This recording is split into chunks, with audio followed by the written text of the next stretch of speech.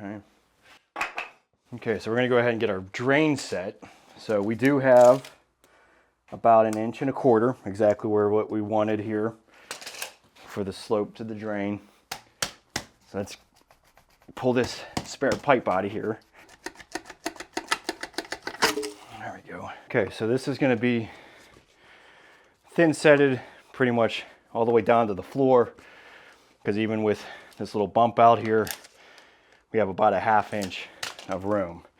So 1.25 inches, 1/2 inch, that's 3/4 of an inch slope from our longest point. So we'll go ahead and cut this flush with the concrete. And honestly, I might just go ahead and use my oscillating tool on this.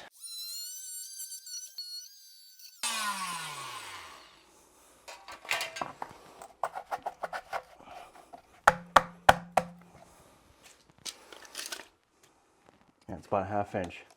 So this bottom is resting on there. Let's just take a look before I even glue it. Yeah, it looks pretty good.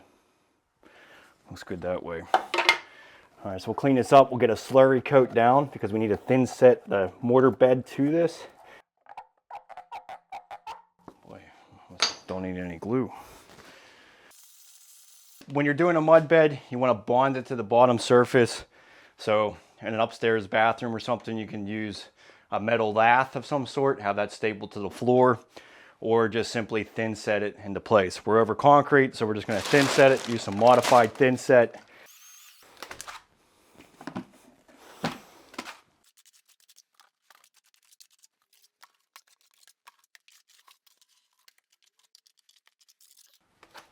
Okay, so that's what we need there, just a bond.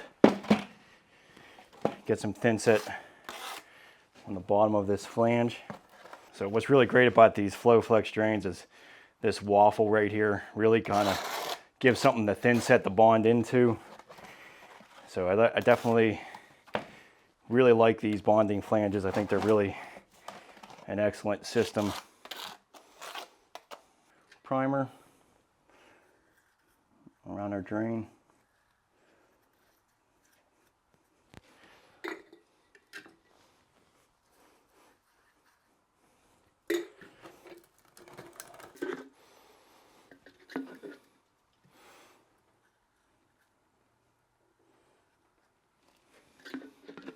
Oh my God, I can't believe I just did that. Ah, purple primer everywhere. Dang it.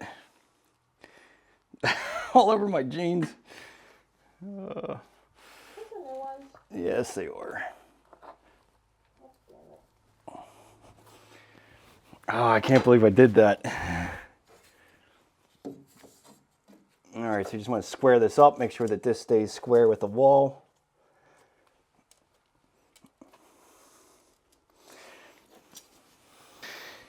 And then just make sure that this is level. There we go. You want to zoom in on that. And then just make sure it's level this way as well. So everything looks good. That's really important so that everything slopes down properly. But again, just, while this glue is still setting, just make sure that this is nice and square with your wall.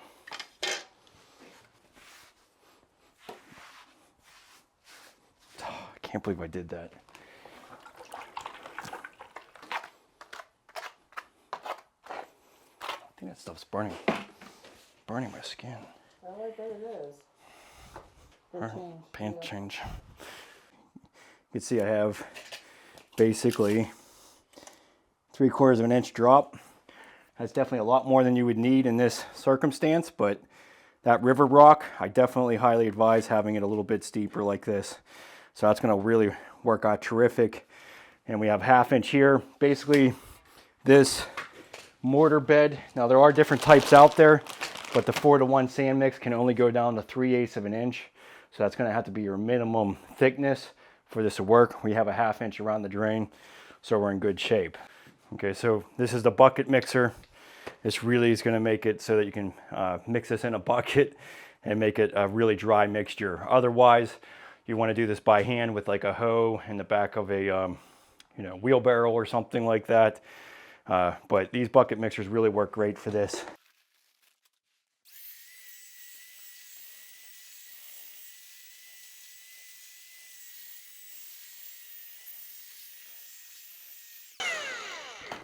So you can feel it kind of falls apart on your hands. But the most important thing is you can compact it, kind of make a ball, and it stays nice and formed. So it's kind of, you know, it's kind of like a wet sand essentially. So it's, you don't want it to be dripping off your hands. You want it to be fairly dry.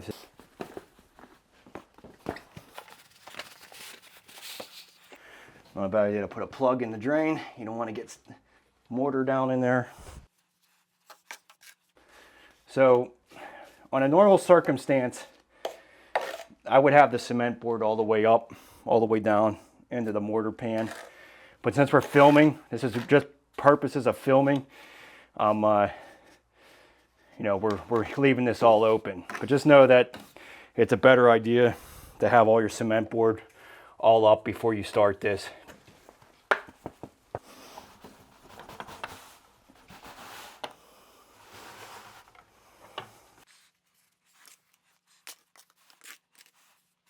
Really, if we get this level, you know, the level will kind of compact itself here. And don't stress the small stuff on this. You can take as long as you want to make this work. You know, I mean, it's definitely something that takes experience, and I'll admit that I don't do mortar beds every day. This is probably the situation that I think it makes the most sense to actually do it on, just because, you know, everything's mortar, and it's just going to make it easier to actually make a curbless shower. But typically, I usually do like to use the systems that already have a pan system to it. I think they just make it easier for anybody, and it definitely speeds up the process. So we'll just there's quite a different ways to get this level too. You know, some guys just stick a laser on top of their drain and show a perimeter joint. Others use levels like this.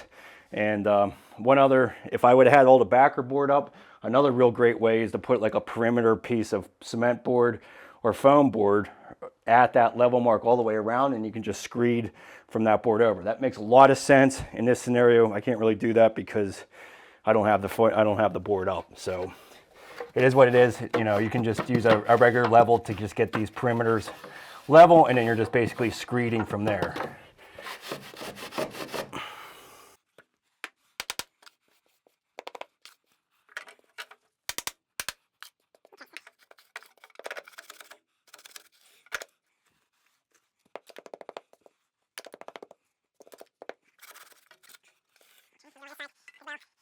So let's compact this.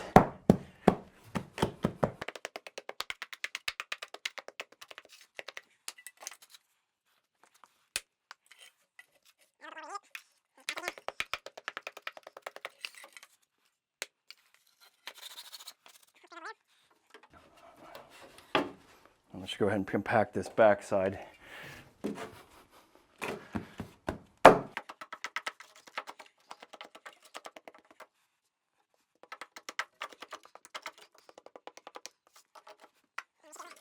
That should be level once you hit both sides, so it looks good there. Just make sure that there isn't anything sticking. So we're a little bit low right here. So just sprinkle some stuff where it's low.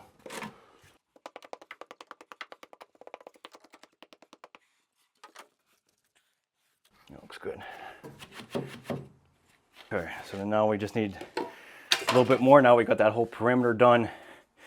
Now we just need a little bit more to screed towards the drain. Probably just one more bag. We're probably not going to even need a full bag.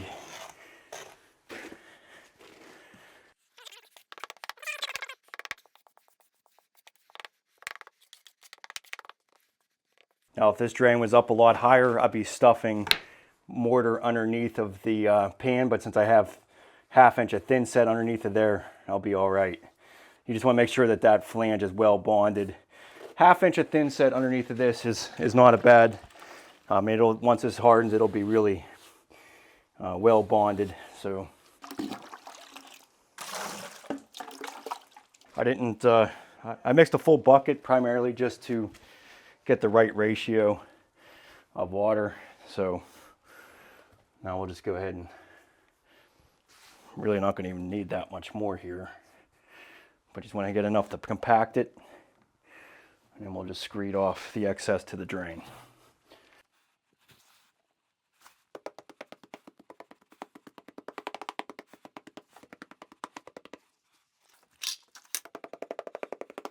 Okay, so then we just want to basically go from our edge and just scrape off some of this excess, just putting pressure on the drain area.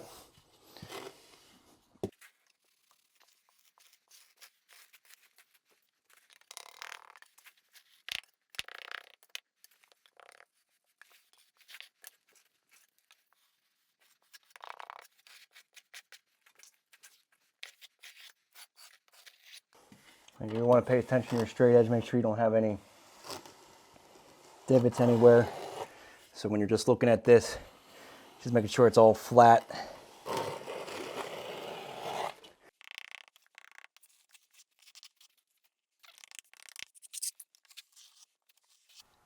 So then once you have everything sloped and everything's flat to the drain, at this point it's just a matter of making the mud nice and smooth. And that's where I like to use one of these finish trowels. Any finish trowel would work, but I do like these Vim. These are basically corner trowels. It kind of has the edges cut off of them. It makes it nice and easy to get into the corners. But you're really just making sure that you're trying to make everything nice and smooth, making sure there isn't any divots anywhere. You know, all the sloping is done at this point. It's just a matter of smoothing things out. And sometimes this can actually drive you nuts a little bit. It could actually take a little bit longer to get this nice and smooth.